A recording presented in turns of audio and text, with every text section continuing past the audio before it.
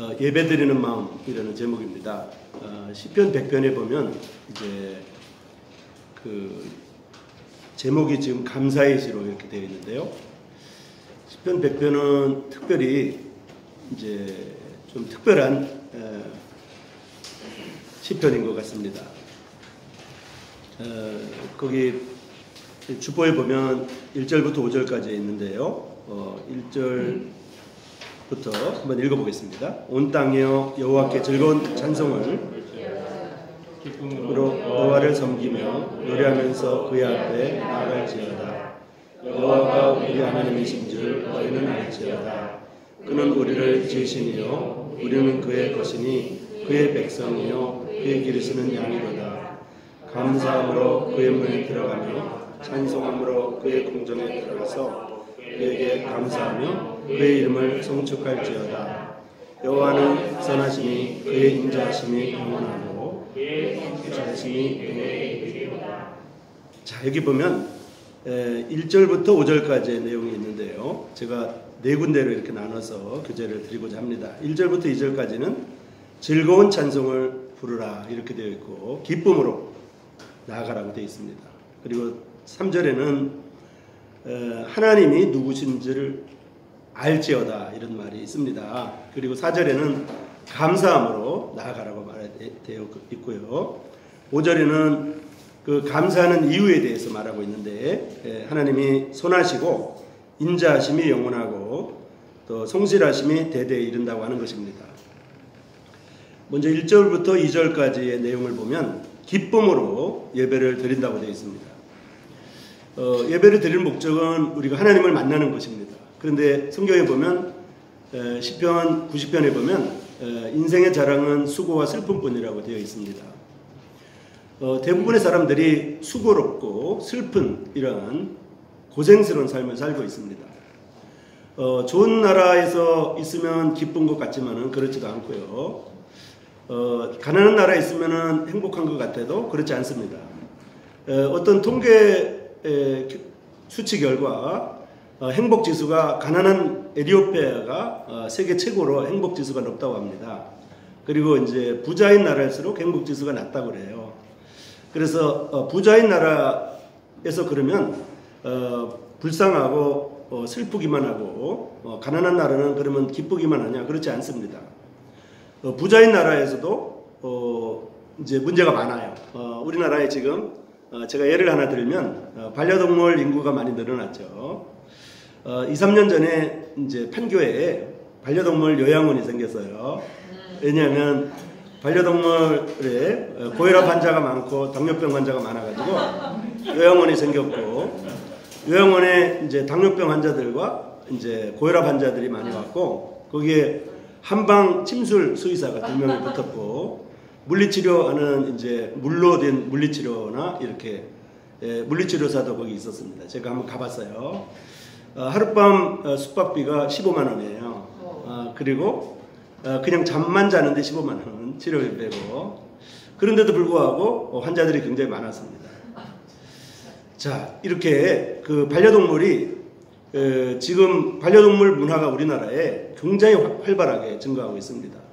그런데도 불구하고 반려동물들이 그러면 행복하냐? 그렇지 않습니다. 너무 많이 먹어가지고 주인들이 너무 많이 줘가지고 과자도 주고 사람이 먹는 것까지 주는 바람에 당뇨병 걸리고 비만이 걸려서 이렇게 문제가 많습니다. 사람들이 이 선진국일수록 사람들이 행복하냐? 그렇지 않습니다. 선진국일수록 이렇게 각종 불행한 사태가 많이 일어나고요. 사고도 많이 일어납니다. 선진국일수록. 그래서 선진국에 사는 사람들조차도 실제로 수고롭고 슬픈 삶을 살고 있어요. 그러면 가난한 나라 사람들은 정말로 에티오피아의 행복지수가 높다고 한 것처럼 행복하냐? 그렇지 않습니다. 가난한 나라는 하루 벌어 먹고 살기가 힘들 정도로 힘듭니다. 그리고 가난한 나라일수록 이제 배가 이렇게 불러가지고 죽는 아이들이 많습니다. 그거는 왜 그러냐면 기생충 때문에 죽어요. 기생충이 우리나라에서는 500원만 주면 기생충 약을 먹고 죽지 않거든요. 근데 가난한 나라는 500원이 있으면 먹을 거를 먹지 기생충 약을 사 먹지 않습니다. 그래서 가난한 나라는 기생충 약으로 죽어요. 우리나라는 지금 이렇게 바이러스성 질환이 많은데 이 바이러스성 질환은 선진국 질환이에요. 선진국 질환이에요. 그럼에도 불구하고 행복하지 않죠. 가난한 나라는 지금 코로나 때문에 그렇게 불행하지 않아요. 가난한 나라는 지금 그게 문제가 아니에요. 그래서 시편 90편에 있는 것처럼 수고와 슬픔뿐인 이 인생 가운데 어떻게 기쁨으로 하나님께 나아갈까? 이겁니다. 성경은 우리에게 기쁨으로 하나님께 나아가라고 되어 있어요. 슬픈 가운데 있으면 슬픈 가운데 우리가 하나님 앞에 슬퍼하면서 나아갈 거냐, 수고를 없다고 그래서 얼굴을 찌그리고 이렇게 하나님 앞에 예배드릴 거냐, 이런 거죠. 그런데 하나님 앞에 우리가 기쁨으로 나아가라고 먼저 말하고 있습니다. 그리고 즐거운 마음으로 찬송하라고 되어 있습니다. 아침에 제가 여기 들어오니까 형제자매들 만나니까 이렇게 기뻐요. 그죠? 그리고 즐겁습니다. 세상이 어렵고 힘들고 금방 전에 형제님 말한 것처럼 시편 91편에 보면 오른쪽에 수천 명이 죽어가고 왼쪽에 수만 명이 죽어갈지라도 이제 하나님이 보호해 주신다는 말씀이 있습니다. 물론 이제 그것을 직접적으로 적용하기가 힘듭니다만은 신앙의 마음으로 그 말씀을 보면 위로가 됩니다. 그래서 우리가 기쁨으로 하나님 앞에 나아가라고 되어 있는데요. 이 기쁨으로 우리가 나아갈 수 없는 조건임에도 불구하고 환경임에도 불구하고 우리가 하나님 앞에 이 감염병으로 인해서 어려운 상황에서도 우리가 하나님 앞에 나올 때 기쁜 마음으로 이렇게 나올 수가 있어요. 또 즐거운 마음으로 이렇게 나올 수가 있습니다. 그것은 어떤 면에서 비밀이고 이제 예배드리는 마음인 거죠. 하나님 앞에 예배드리는 마음입니다. 이게.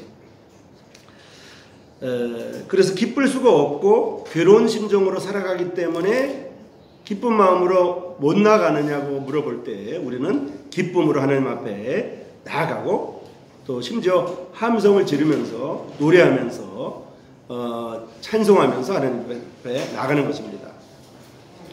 그리고 두 번째는 3절에 보면 여호와가 우리 하나님이신 줄 너희는 알지어다 이렇게 되어 있습니다. 우리가 하나님 앞에 나올 때 예배드릴 때 하나님이 누구신지 모르는 상황에서 우리가 하나님 앞에 나아가는 것은 이것은 예배드리는 마음이 아닌 거죠. 하나님을 실제로 모르는 사람들은 하나님 앞에 나오지 못합니다.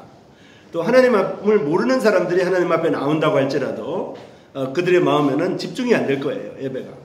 그리고 온갖 다른 생각들이 의자에 앉아 있다고 할지라도 다른 생각이 날 수밖에 없습니다. 집중이 안 되고. 그래서 예배드리는 마음은 하나님이 누구신 줄 아는 것입니다. 그런데 예배 드릴 때 우리가 하나님이 누구신 줄 안다고 하는 그 하나님이 어떤 하나님이냐면 나의 하나님, 개인의 하나님, 이런 모습으로 우리가 하나님 앞에 나아가는 것이 아닙니다. 개인의 하나님, 나를 구원해 주시고 나를 지금까지 인도해 주신 하나님 앞에 우리가 나아가는 것이 아니라 각 개인을 구원하셔서 모임을 이루게 하시고 형제자매들을 한 자리에 모아주셔서 함께 예배드리는 것에 대해서 말하고 있습니다. 그 하나님은 우리의 하나님이라고 하는 것입니다. 이스라엘 백성들이 하나님 앞에 나아갈 때 민족적인 모임을 이루어서 나갔습니다. 그래서 예배 공동체로 하나님 앞에 나아갔던 거죠. 그러다 보니까 하나님이 한 개인을 구원하는 분은 분명히 맞습니다. 그렇지만은 그 개인을 구원하셔서 교회를 이루게 하시고 교회 형제자매들과 함께 예배드리는 것, 이것이 하나님의 우리를 부르신 모습입니다. 그래서 두세 사람이 내 이름으로 모이는 곳에 함께 모여서 함께 예배드리는 것. 그래서 우리가 우리를 지으신 자요 우리는 그의 것이니 이렇게 되어 있죠. 우리는 그의 백성이니 이렇게 되어 있습니다. 그리고 우리는 그의 기르시는 양이다 이렇게 되어 있습니다. 그래서 요한복음 10장에 보면 주님은 우리의 문인데 그 문을 통해서 한 사람이 들어가는 것이 아니라 그 문을 통해서 여러 사람이 들어가서 모임을 이루고 그 모임을 이룬 그 예배 공동체가 하나님 앞에 예배드리는 것입니다. 그래서 우리가 함께 예배드리는 것, 이것이 3절에서 우리에게 가르쳐주는 것입니다. 그래서 첫 번째로는 기쁨으로 하나님 앞에 나갈 수 있다는 것이고 슬프지만은 괴롭지만은 어렵지만은 기쁨으로 나아갈 수 있다는 것이고 두 번째는 하나님이 누구신 줄을 아는 것. 하나님은 우리의 우리를 지으신 이요 우리는 그의 것이다. 그리고 그의 백성이고 그의 기르시는 양이기 때문에 양들이 모여서 하나님 앞에 예배드린다고 하는 것입니다. 이것이 이제 요한복음 10장에서 가르친 대로 하나님이 우리를 이제 꼴로 먹이시고 말이죠. 우리를 언제나 우리에게 필요한 것들을 마련해 주셔서 우리를 해칠 수 있는 모든 사나운 짐승들로부터 우리를 건져 주신다고 하는 하나님이 우리의 보호막이 되시고 우리의 산성이 되신다고 하는 것입니다. 그 다음에 이제 4절에 보면 이제 감사함으로 하나님 앞에 나아가라고 되어 있습니다. 감사함으로 하나님 앞에 나아가라고. 데살로니가전서 5장에 보면 항상 기뻐하고 쉬지 말고 기도하고 범사에 감사하라고 하는 내용이 있습니다. 이 감사라고 하는 내용은 아주 오래된 교훈이고 오래된 기독교의 이런 가르침입니다. 감사하는 삶. 이것은 이제 세상에서도 이제 감사하면서 살면 건강이 좋고 항상 기뻐하고 감사하면 좋다고 되어 있죠. 그렇지만 하나님 앞에 감사함으로 하나님 앞에 나아간다고 하는 것입니다. 예배라고 하는 것은 하나님 앞에 감사함으로 하나님 앞에 예배드리는 것인데요. 이스라엘 백성에게 하나님께서 메추라기와 만나와 불기둥과 구름기둥으로 하나님의 감사할 조건을 언제든지 제공해 주셨습니다. 이스라엘 백성이 불평하고 어려움을 토로했지만은 순간순간마다 하나님이 감사할 수 있도록 도와주시고 인도해 주셨습니다. 그래서 하나님 앞에 감사함으로 하나님 앞에 나아가라는 것입니다. 우리도 하나님 앞에 감사할 조건이 있죠. 하나님께서 우리에게 예수님을 통해서 우리 죄에서 구속함을 받게 하시고 새 사람이 되게 하시고 하늘나라의 후사가 되게 해주셨습니다. 이것을 획득하지 못한 사람은 하나님 앞에 예배드리는 마음이 없을 거예요. 그런데 하나님 앞에 예수님을 통해서 구원받고 새 사람이 되어서 하늘나라의 후사가 된 사람들은 하나님 앞에 감사할 마음이, 예배드리는 마음이, 예배드리고 싶은 마음이 생기는 것입니다. 이것이 구원받은 사람들의 여러 가지 특징 중에 한 가지입니다. 그래서 예배드리는 마음은 감사함으로 하나님 앞에 나아간다는 것입니다. 첫 번째 기쁨으로 나간다고 그랬죠. 기쁨은 빌립보 성도들이 빌립보서의 기쁨이란 말이 특별히 많이 나와 있거든요. 빌립보서는 사도 바울이 감옥에 있을 때 쓴 기록입니다. 기뻐하고 기뻐하라 이 말이 빌립보서에 나와 있어요. 감옥에 있지 않을 때 기쁜 것보다 감옥에 있으니까 더 기쁘다는 것입니다. 왜냐하면 어려움을 당하고 보니까 더 기쁘다는 것입니다. 그래서 빌립보서에서 우리에게 기쁨으로 기뻐하라고 이렇게 되어 있는 것처럼 우리가 기뻐함으로 하나님 앞에 나가야 되는 것이고요. 두 번째는 하나님이 누구신 줄 아는 것. 하나님은 우리 개인의 하나님일 뿐만 아니라 우리의 하나님이고 우리는 그분의 것이고 그분이 우리를 인도하시는 분이라고 하는 것입니다. 그리고 세 번째는 지금 감사함으로 하나님 앞에 나아가라고 하는 것입니다. 감사할 조건은 하나님이 우리에게 이스라엘 백성들에게 모든 것을 제공해 주셨듯이 우리에게도 하나님께서 우리에게 감사할 조건을 얼마든지 제공해 주셨습니다. 그 다음에 이제 5절에 보면 여호와는 선하시니 그의 인자하심이 영원하고 그의 성실하심이 대대에 이르리로다 이렇게 되어 있습니다. 이것은 예배드리는 이유입니다. 예배드리는 이유입니다. 우리가 왜 예배를 드려야 되나? 오늘 왜 예배 드려야 되죠? 예배 안 드리면 안 될까? 이렇게 생각할 수 있겠지만은 예배 드릴 조건, 예배 드릴 이유는 바로 이것입니다. 5절에 있는 것처럼 하나님은 선하시고 인자하심이 영원하시고 성실하심이 대대에 이른다고 하는 것입니다. 사랑과 진실이라고 하는 표현은요, 모든 시편들에 다 나와 있습니다. 구약에는 인자와 진리라는 말이 많이 나와요. 그게 사랑과 진실이거든요. 사랑과 진실입니다. 하나님의 속성은 사랑과 진실입니다. 율법 시대에 하나님께서 우리에게 사랑을 먼저 늘 얘기했습니다. 사랑과 진실. 인자와 진리. 이렇게 되어 있죠. 이것이 이제 신약에 보면 진리와 사랑이라는 표현으로 바뀝니다. 신약에는 진리를 겸한 사랑, 믿음을 겸한 사랑 이래가지고 진리와 사랑으로 바뀝니다. 진실과 사랑입니다. 진실하심과 사랑하심입니다.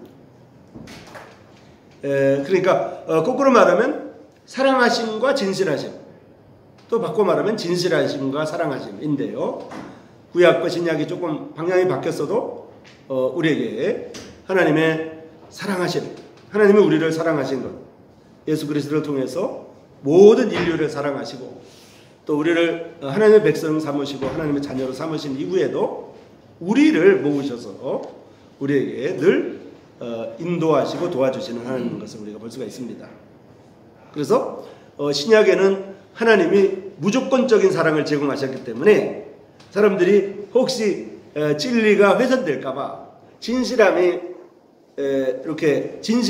대해서 이렇게 조금 소홀할까봐 진리란 말이 먼저 늘 나옵니다. 신약에는 진실하심이 먼저 나옵니다. 하나님은 사랑하신 뿐만 아니라 진실하심도 있다고 하는 것을 강조하고요. 구약에는 율법이 강조되어 있기 때문에, 법이 강조되어 있기 때문에 구약에는 늘 사랑이 먼저 제시되고 있습니다.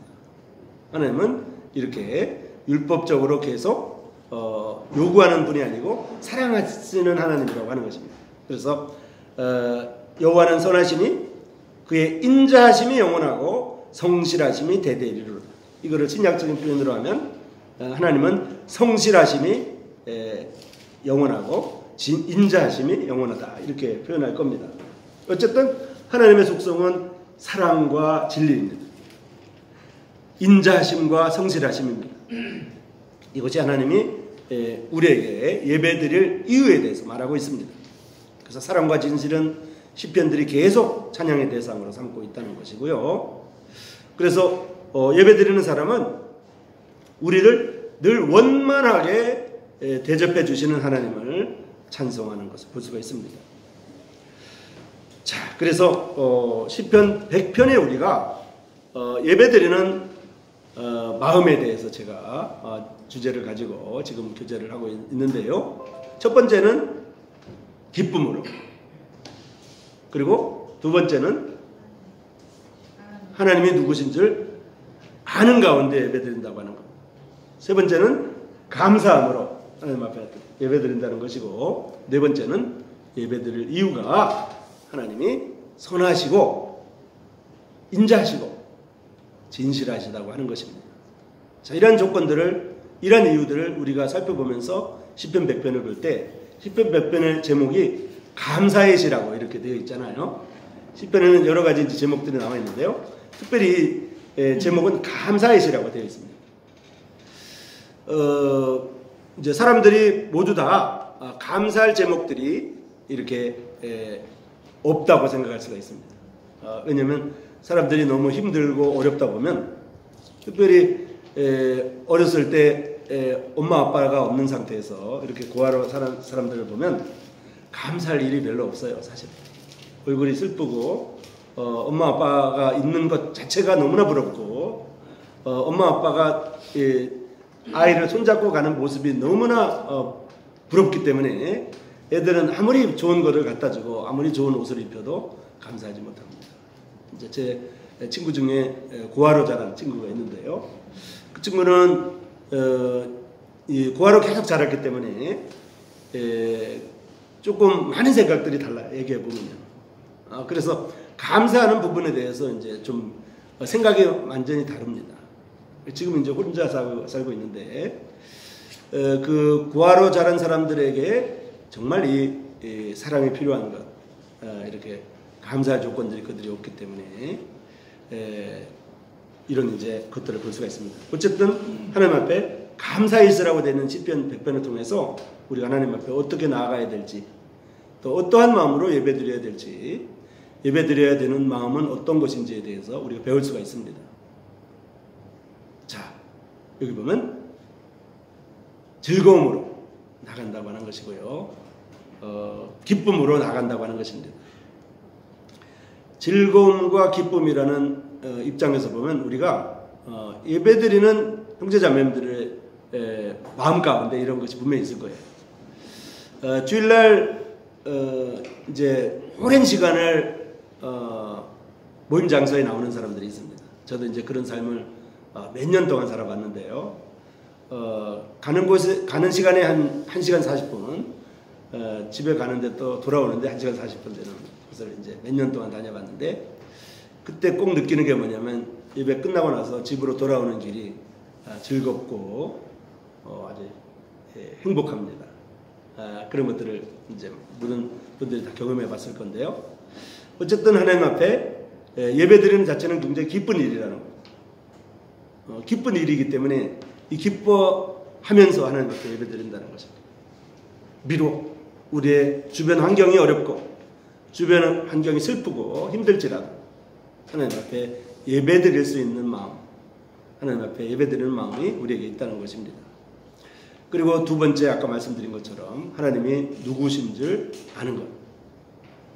하나님이 누구신 줄 알지 못하는 사람은 하나님 앞에 나아가지 못할 것이고 예배드리지 못할 것입니다. 그리고 예배 장소에 그분을 갖다 모셔놓는다고 할지라도 딴 생각을 가질 수밖에 없어요. 실제로 이렇게 하나님 앞에 참으로 믿지 않는 사람들은 예배를 드리는 게 아니에요. 그냥 그들의 말대로 예배 보러 가는 거예요. 예배 드리는 거 구경하러 가는 거지 마음에 들여지지가 않아요. 저는 모임에서 제일 중요한 게 두 가지라고 생각하는데요. 그 중에 하나가 예배가 드려지는 거. 예배가 드려지는 거. 또 하나는 하나님의 말씀의 메시지가 나오는 거라고 생각돼요. 그래서 우리가 하나님 앞에 하나님이 누구신 줄 아는 가운데 예배드린다고 하는 것입니다.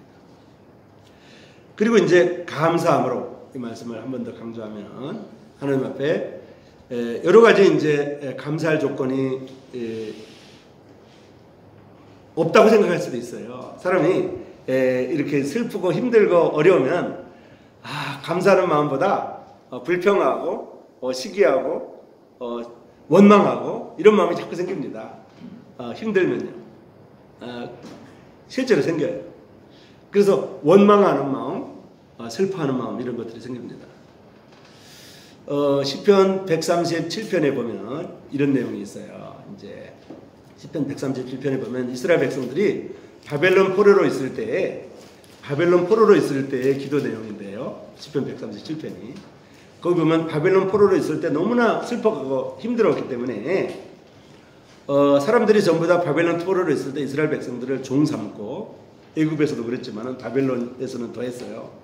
종 삼고 이들을 힘들게 하고 어렵게 하고 예배드리는 데 와서 놀리고 예배드리는 데 와서 하나님이 어디 있느냐고 이렇게 조롱하고 이렇게 합니다. 그러면 137편의 내용을 보면 137편의 이 시인이 하는 얘기가 뭐냐면 이 바벨론 사람들의 아이들은 전부 다 좀 죽었으면 좋겠다. 바벨론 사람들은 이 사람들은 좀 하나님이 저주해 줬으면 좋겠다. 이런 기도 내용이 나와요. 너무 힘드니까. 이거는 완전히 비복음적이죠. 신약 성경이랑 완전히 정반대죠. 그냥 너무 괴롭게 하니까 저 사람 좀 없애졌으면 좋겠다. 이렇게 해요. 근데 사실은 그런 것이 우리의 인간들의 공통적인 마음이에요. 너무 나를 괴롭히고 너무 힘들게 하고 너무 슬프게 하면 저 사람은 좀 우리 팀에서 나갔으면 좋겠다. 저 사람이 좀 없는 직장에 갔으면 좋겠다.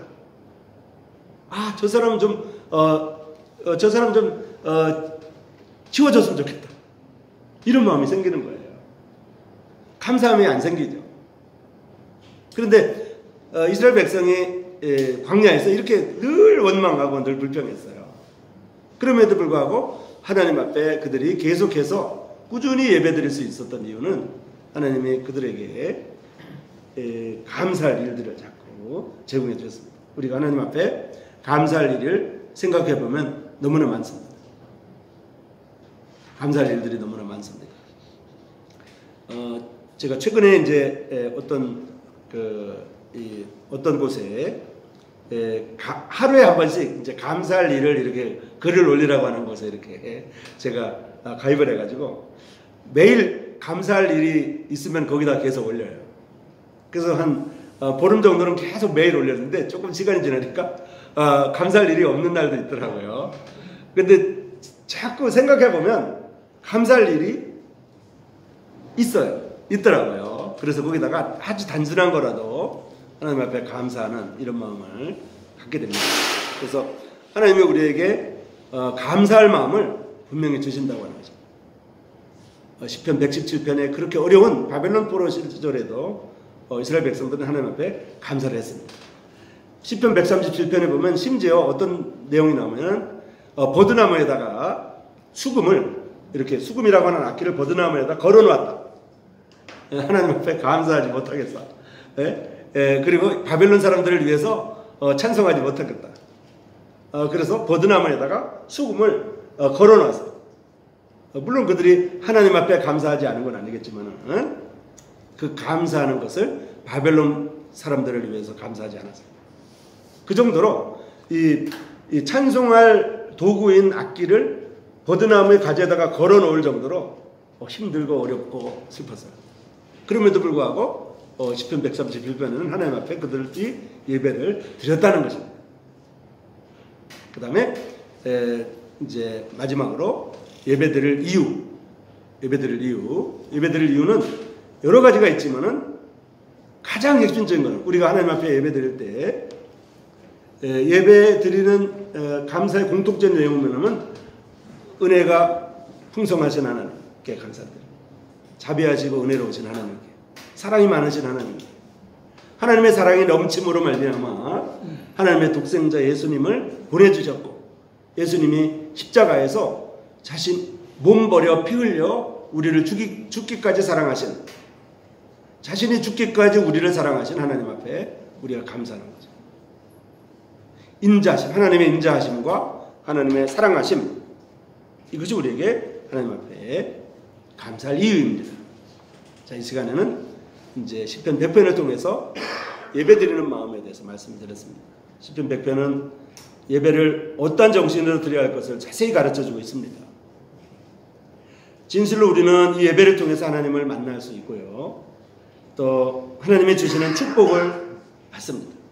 예배의 결론은 복입니다.